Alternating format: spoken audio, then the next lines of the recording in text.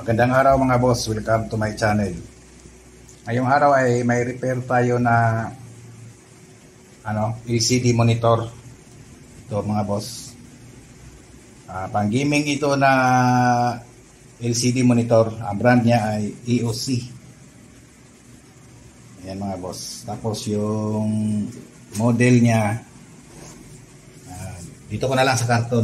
Ayan, ito yun, 24 G2 SE. Ito yung model yan mga boss, gaming monitor, G2 series.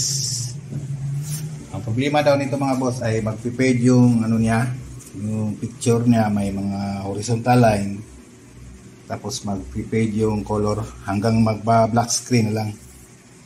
I-testing ko muna mga boss para makita niyo kung anong problema nito. Ikakabit ko siya sa computer. Yan, ito natin.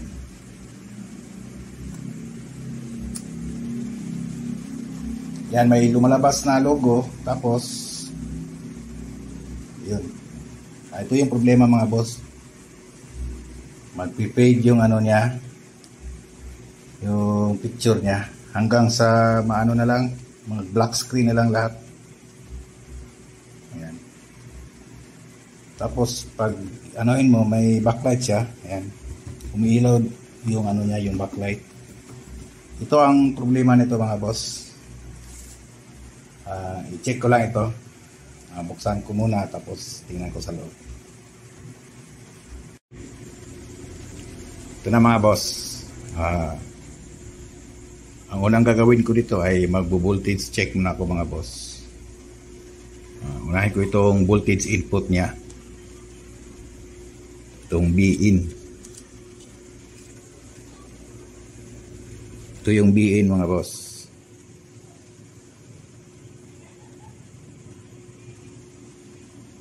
Yan, meron siyang 11.9 volts. Yung BGH,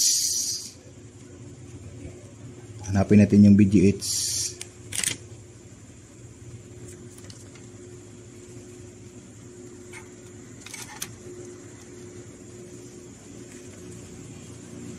Ito yung BGH mga boss.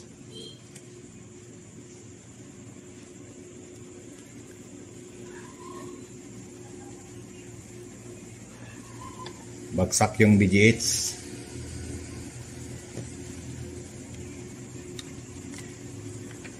BGL, ito yung mga pangunahing i-voltage check mo mga boss. BGH, ito yung BGL. BGL, meron siyang negative 7.8. Saka yung swapping voltage niya dito, yung LC1 at saka LC2. Unahin natin itong LC1. Yan mga boss, bagsak rin yung LC1. LC2, bagsak rin, wala ring LC2. Tapos yung mga clock signal niya,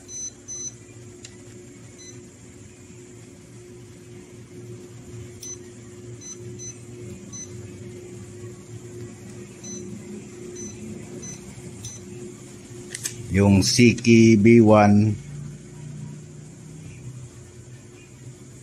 yung mga CKB niya hanggang ito mga boss, hanggang 6, CKB6. Ito yung CKB1, wala rin, bagsak rin. Ito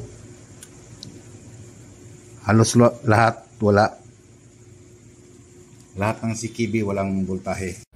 Ito mga boss, ang ginawa ko dito, kinat ko yung LC1 at saka LC2 niya kasi may problema pala yung swapping voltage niya, yung galing sa level shifter, bagsak yung LC1, yung BGH ng LC1, hindi na aabot ang 30 volts. naglagay na lang ako ng external na boost converter. At ito mga boss, ito yung mga test point niya, yung sa low clock signal niya. Dito na rin yung LC1, LC2, CKB. Tapos kinap ko na yung LC1, LC2, yung papuntang panel. Itong na wire papunta yan sa sa external boost converter na nilagay ko. At sa kabila ito rin, kinap ko na rin yung LC1, LC2 diyan. I-short ko na silang dalawa. Nagsama ko na yung LC1, LC2. At ito yung mga test point niya. Ito na yung mga low clock signal at saka LC1, LC2. Ayan. Kasi may problema yung level shifter niya. Kaya pala bumabagsak yung picture. Nag-fade. Ito na lang yung ginawa ko mga boss. Nilagyan ko na lang ng external boost converter.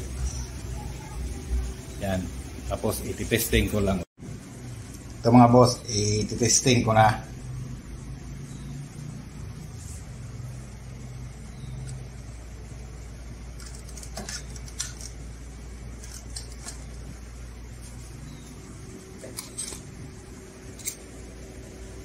Power na siya. Tapos check natin yung boost converter na nilagay ko.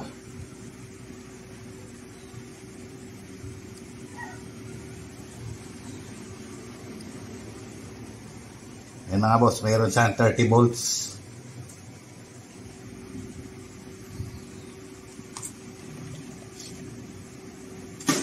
Tingnan natin kung may picture na ba.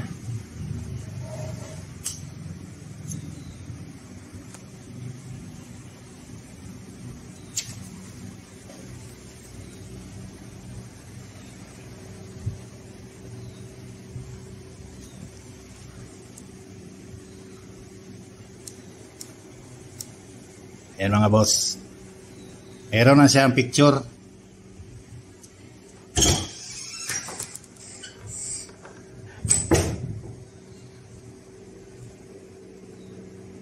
Ayan.